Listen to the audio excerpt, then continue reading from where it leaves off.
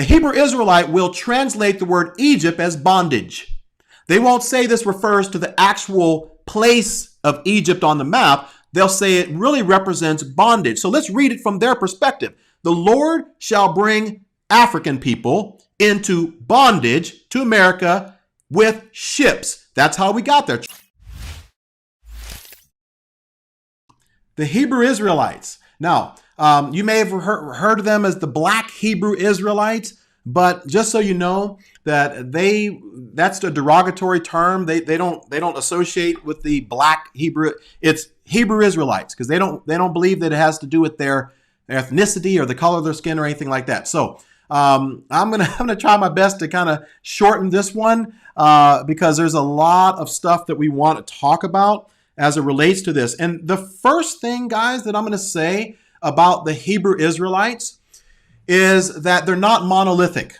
All right. They're not monolithic, which basically means that with each group that you meet, there's variances. There's all sorts of different groups that you're going to meet, camps of people that you're going to meet. And I'm going to give you a few of them here. So just know that when you're talking to somebody who is a Hebrew Israelite, and I'm going to say this later when I talk about the tips on how to really reach them, the first thing that you had better figure out before you make an assumption about what this person's view is or their beliefs is what camp are they coming from and what sect of Hebrew Israelites are they coming from? So let me just give you a few different groups in terms of what they believe about divine authority. All right. Now, this group is really, they're hard to pin down because there's so many different beliefs. But first and foremost, you have the groups that are the Torah only. So you're going to have some groups out there where the only 5 books of the Bible that they believe is divine truth is just the Torah. That's it. First 5 books of the Bible, the Pentateuch. And the rest of it you can throw out. The rest of it, there's no real value from it. Okay, so you're going to have those people that are in the Hebrew Israelite camp. And then you also have people who are going to subscribe to the whole Bible, but you're also adding on the Apocrypha. So you have the New Testament, the Old Testament, and the Apocrypha. All right. So that's another camp of people. So you already can see why it's important for you, first and foremost, to figure out who am I talking to and which camp are they in? Because if you just assume that, okay, this person only believes in the Torah, you're going to get into some deep waters where they're going to say, no, what are you talking about? You're misrepresenting me. We believe in the whole Bible, right? So you got to make sure you know where you're coming from. And then the third thing is some of them believe in the Bible, right? Now, once again, how they interpret the Bible, as we're going to see in just a moment, is very different oftentimes than how we would interpret it. But some will say, okay, no, we are of the camp where we're Hebrew Christians and we believe in the entire Bible, no Apocrypha, same Bible that you believe. Okay, so that's another camp. And the fourth camp, and this is the one I want to talk about for just a moment, is Old Testament and New Testament, but no Paul. No Paul's letters, right? We don't believe in Paul's letters. And you have to understand the ideology behind this, and we're going to get into this in just a second. But the idea is this. Many Hebrew Israelites in this camp will deny the divine authority of Paul's letters because they believe that white slave owners would utilize certain passages in Paul's letters as, proof text or establishing the right to enslave or to enslave people, right? To enslave Africans, right? So whenever the transatlantic slave trade, which we're going to get into in just a moment. And so they believe that, hey, Paul teaches that, slaves should obey their masters and this and that and the other. So we don't believe that Paul is inspired by God. So you have that camp, all right? You have that camp as well. Now, another one as well, and basically all of these camps do have one thing in common. They're pretty much all King James only. So if you're ever going to talk to a Hebrew Israelite, just know that more than likely they're going to be quoting the King James, and that's it. Another thing that you want to think about is this is so important. They stress a strict adherence to the Old Testament law, which I'm going to talk about in just a moment. That is their thing. That is their go-to. because once again, Hebrew Israelites. So they're still trying to associate themselves with the religious system, if you will, of the Hebrew culture. All right. So the strict adherence to the Old Testament law. And then the last thing I'll say about their divine authority is that you need to be very careful whenever you talk to them, which we'll talk about in just a moment, because they are very, very well studied in the Old Testament law. So if you're not up on your Old Testament law, I'm going to talk about this a little bit later in terms of how you interact with them. You may want to strongly consider whether you want to get into a discussion with them, because I'll talk about that in just a moment. Now, let's get into some good stuff here about them. What are some of their beliefs? Now, this gets very, very interesting, and hopefully you'll see after I go through this how easy it is for cults to emerge and how they can take certain parts of the Bible and draw out a theology that is from a complete misinterpretation of it. So here's the idea, guys. Hebrew Israelites believe that some people of color are the lost tribes of Israel. And they primarily derive this from a misinterpretation of Deuteronomy 28. Now, I'm going to read a couple of scriptures from here just so that you can see how they twist them and how they misunderstand them. And you can hopefully get an idea of how they come to the conclusion that they, African people, people of color, are the lost tribes of Israel. Okay? So I'm reading from the King James. I don't normally always, but I'm going to read from the King James so you can see how they're going to get it. So Deuteronomy 28:41, it says this: "Thou shalt beget sons and daughters, but thou shalt not enjoy them, for they shall go into captivity." Now, let me explain and give you the breakdown. Deuteronomy 28 is a chapter where God, through the prophet Moses, is telling his people, you have a choice, blessings or cursings. If you do what is right and you follow God, these blessings will follow you. But if you disobey God, then you can expect these curses to follow you. What the Hebrew Israelite does is that they read this passage of Scripture. Then they look at the black context, the African context of slavery, the transatlantic slave trade.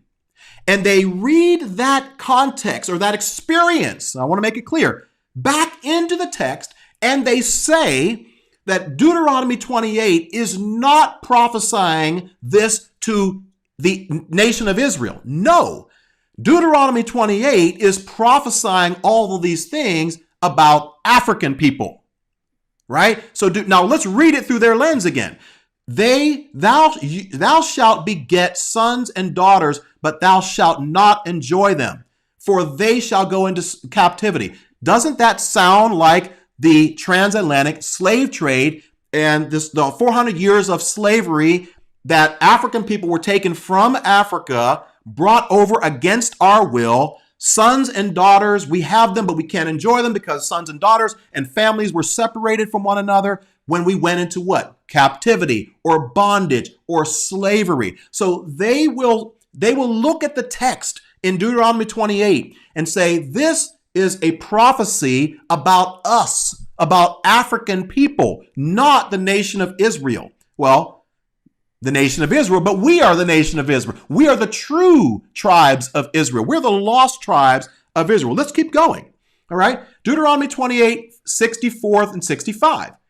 "And the Lord shall scatter thee among all people, from the one end of the earth even until the other, and to the other. And there thou shalt serve other gods, which neither thou nor thy fathers have known, even wood and stone." So they'll look at verses like this and say, you know what? Weren't we as Africans scattered among all the people from one end of the earth, Africa, to the other, right? America, right? So this must be referring to us. We are the true tribes of Israel. We are the lost tribes of Israel, right? So that's why they call themselves Hebrew Israelites. Now I'll go to this in just a second. Let me go to another one. "And among these nations," now watch this, thou shalt find no ease.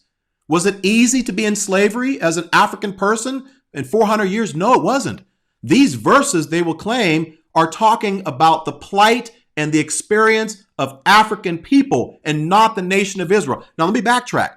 We know as evangelical Christians that this is talking about the Babylonian captivity, where God allowed his chosen people to be taken away to Babylon for 70 years of captivity, and then God allowed them to return to their land. That's how we believe these verses were fulfilled in prophecy. The Hebrew Israelite says, no. This wasn't talking about the biblical nation of Israel. This is talking about the African people, right? Let's keep going. But the Lord, okay.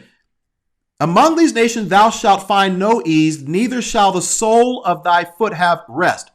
Were we resting in slavery? No, we were picking cotton, right? So, but the Lord shall give thee there a trembling heart and failing of eyes and sorrow of mind. Do you hear this? This all sounds like everything that Africans experienced in slavery. No ease of life, no rest, trembling heart, scared, failing of eyes, sorrow of mind. Here we go. And then another one. And thy life shall hang in doubt before thee. You will doubt whether you'll even live again. And thou shalt fear day and night and shalt have none assurance of your life. You won't even be assured that you're going to live as a slave. See, so they read back in the black context into the scriptures and say this is prophesying about us. And then perhaps the strongest one, and we'll keep this in a minimum, I don't want to go too long here, but the strongest verse that they'll look at is Deuteronomy 28:68. This is one of them, that in Revelation 2:9. And it says this, and the Lord shall bring thee into Egypt again with ships, by the way whereof I spake unto thee. Now, a Hebrew Israelite will translate the word Egypt as bondage. They won't say this refers to the actual place of Egypt on the map. They'll say it really represents bondage. So let's read it from their perspective. The Lord shall bring African people into bondage to America with ships. That's how we got there. Transatlantic slave trade. By the way, thou shalt see it no more again, and that there ye shall be sold unto your enemies. That's what we were. We were sold, right? Unto your enemies for bondmen and bondwomen, and no man shall buy you. Now, I don't know how they interpret the last part. But the point is this, guys. I want you to see that this is how they take verses out of context, and this is how cults get started, okay? Now, we got a lot to cover here, so let me just keep going here. What are some of their other beliefs? Well, because of this, there's some extremist groups that believe that Jews, and they're not the real children of Israel. No. We are Hebrew Israelites. We are the true tribes of Israel. But they believe that the Jews are just usurping their right to be God's chosen people. And therefore, they are anti-Semitic. Now, I need to explain this because I don't want to get into too much trouble with the Hebrew Israelites. Not every Hebrew Israelite is an anti-Semitic. I'm talking about some of the extremist groups. There's some extremist groups that are anti-Semitic. And so you have to understand that. Why? Because they believe that Jews are stealing their identity, if you will, right? So that's the idea. Now, some extremist groups believe that white people, sorry, all my white brothers and sisters, but they believe that white people are deceiving people like me, people of color, with a whitewashed version of Christianity. And therefore, white people cannot be descendants of Israel. White people cannot be descendants of Israel and therefore are evil and cannot be saved, right? And so, once again, guys, this is not every Hebrew Israelite that you will meet, but some of the extremists, which is why I put it in red bold, some of the extreme groups that you may see on YouTube and things of that nature, they subscribe to this idea that white people are evil, they enslave black people, and then their punishment for enslaving African people is that they are going to be punished in the afterlife, and they cannot be saved because of what they've done to African people, all right? So that is just a few things. And now, what do they believe about Jesus? They primarily believe that Jesus was a created being. They believe that Jesus essentially was a man who came and fulfilled the Old Testament law perfectly. Therefore, he acts as proof that it's possible for us to obey the Old Testament law perfectly. So the idea is they see Jesus as a created being, a man who was able to fulfill the Old Testament law perfectly. And therefore, if Jesus can fulfill the Old Testament law perfectly, then he serves as a model that it's possible for you and I to fulfill the Old Testament law perfectly. So that's why he came, to fulfill the law and to show us how it's done. All right. Now, how do you approach a Hebrew Israelite? And then I'll move on, because I can talk about this stuff all day. How do you approach a Hebrew Israelite? Several things I want to talk to you about. Number one, you need to be skilled in the art of debate and apologetics. If you are going to have a discussion with a Hebrew Israelite, if you are not skilled in the area of debate and apologetics, you need to be very clear. You need to be very careful, and you may want to steer clear, because you may leave that conversation feeling more discouraged about your faith, because they know what they believe and why they believe it, which is very consistent with any cult group. And so if you're not strong to be able to defend what you believe, you may leave that conversation questioning everything that you've ever believed. Another thing I'll say is this: have a firm grasp on the relationship a believer has with the law and salvation, because they're going to press you on this idea of the law, the Old Testament law. The law was not done away with. You need to obey the law. Jesus fulfilled the law. And so you need to obey the law. If you don't understand the relationship between a believer and the Old Testament law, you can easily be deceived. Third thing I'll say is have a firm grasp on the Hebrew language. When you get into communication with a Hebrew Israelite, you might see that they are going to use some Hebrew words. And if you're like, I don't know any Hebrew, they're going to convince you that you don't know what you're talking about. Because if you don't know Hebrew and they claim to know Hebrew, they're going to use that as kind of their ace in the hole card to prove that what you believe is wrong. Another thing I'll say is you need to understand how the Bible was formed, right? Because many of them, like I said earlier, will throw out different parts of the Bible and they'll say, okay, I believe this and not that. So it's helpful to understand those things as well. And then the other thing that I'll say is have a firm grasp on Deuteronomy 28, because that's one of their go-to chapters as it relates, as I mentioned, I just mentioned a couple of verses where they use to prove that that passage is a prophecy about them, African people, people of color, rather than the children of Israel in the Old Testament. And then there's another one, huge one. You had better know the black presence in the Bible, because if you don't know black presence in the Bible in terms of where people of color existed in the Bible, who were some of the key people of color in the Bible, then you'll appear to them to be already brainwashed by white Christianity. So you need to make sure you understand that context. And then finally, you need to know which camp you're interacting with, which is what I said earlier, because you don't want to make assumptions that you know what they believe when you might be talking to somebody who believes the whole Bible, and you may assume that they're a Torah only Hebrew Israelite.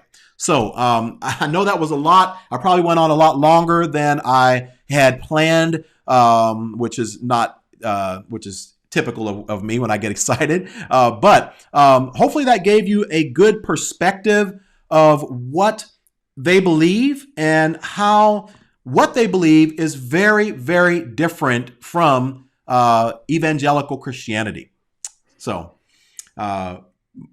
Mike, do you have anything that you want to add to that? Not much. Of all the groups, this is the one I know the least, which is why I did a video on it recently, but I brought on someone else to discuss it, because it's like not something. I feel like they're the most fractionated of all the groups we're going to talk about. So it's hardest to discuss. Here's what they are. Like you did it great. You talk about here's different camps, and I've also get the feeling that the level of anger is pretty high in dealing with not every black Hebrew Israelite or Hebrew Israelite. Sorry if that's a derogatory term. I just think of it as a descriptor, but if it's derogatory, that's fine. But every Hebrew Israelite. But the thing is, actually, there's like an Irish group that says they're the true Israelites, right? There's other people. There's a lot of different groups claiming they're the true Israelites, which is probably why they use that term Black Hebrew Israelite, just to distinguish which group is it saying they're the true Israelites this time? But Right. but dealing with the anger and the irritation, that seems to be Yes. something you got to really prepare yourself for. I forgot Like about I've that. done customer service. I'm able to look at someone and smile while they're angry. That's a good skill to have. I forgot to mention that because, guys, that is a look. Don't be surprised if you get in communication with them and they yell. A lot of times they're very, very rude, very abrasive, very condescending with their tone. Just go on YouTube and you can search for some videos and you'll see some discussions, some debates, some arguments, and just a lot of yelling. And so you have to make sure you have to ask yourself whether you want to be involved in that and whether it's worth it.